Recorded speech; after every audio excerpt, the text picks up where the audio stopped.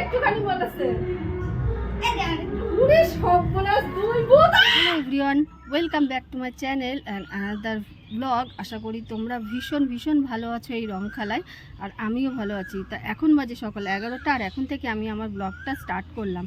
তো সকালবেলায় পুচকে ননদটা ঘুরু করছিল কখন থেকে রং মাখাবে, তো দেখতে পেয়েই অমনি ছুটে এসে রং মাখিয়ে চলে গেল। তো কোনো রকম অল্প করে হাত মুখ ধুয়ে তো এসছি।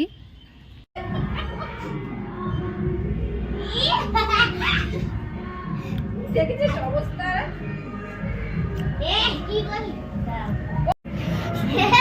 ওদের বাসা শ্যাম্পু কেনার পয়সা দিতে হ্যাঁ করেছি। দেখেছিস অবস্থা? দেখ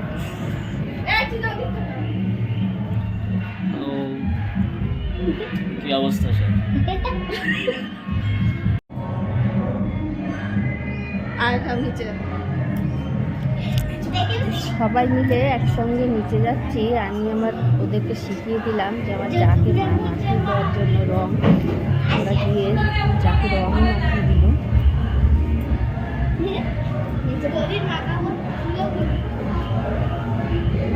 তো নিচে যা রান্না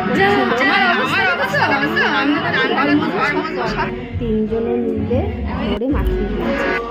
তো রং মেখে বাইরে থেকে আসলে ঘুরে বেড়াচ্ছে। দেখো কালীতলা একটা মন্দির আছে রক্ষামায়ের।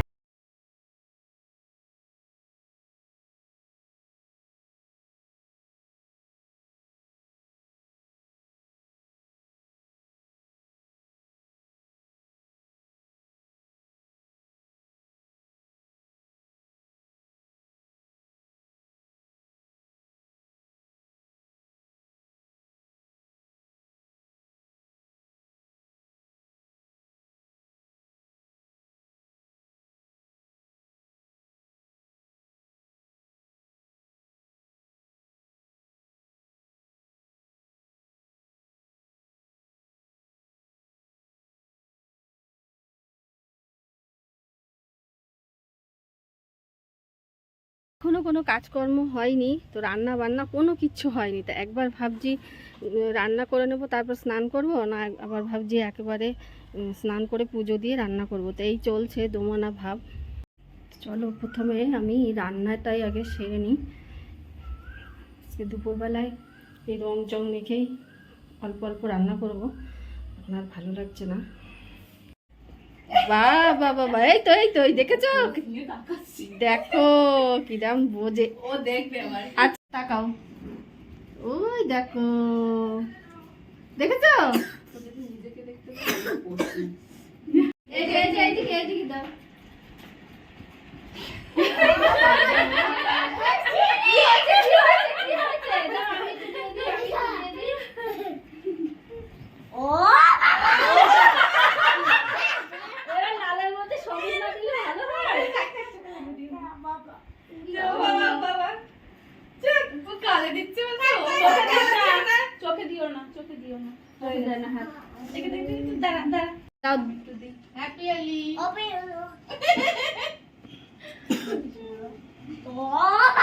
এই নমস্কার কর, তুই দে, বৌদিদের দে, মেজমার দে,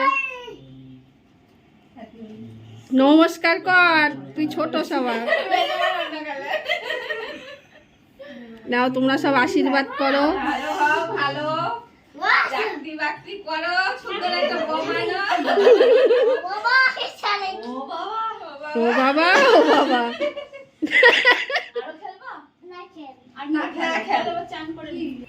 তো যারা বৌমারা মাকুরা সবাই মিলে এসেছিল রং খেলতে, তো হয়ে গেছে। তারপরে সোজা শুরু করে আমি চলে এসেছি তুলসী মন্দিরে। সেখানে এসে দেখো বিভিন্ন কালারের আবির দিয়ে তুলসী মন্দিরটাকে সুন্দর করে সাজাচ্ছি।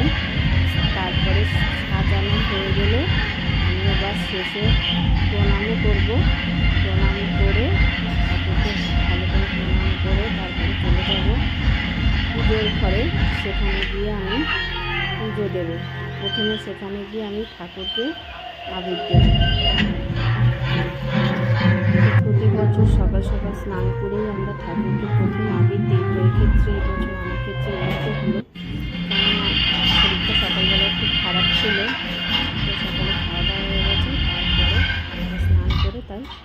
কাজগুলো করলাম।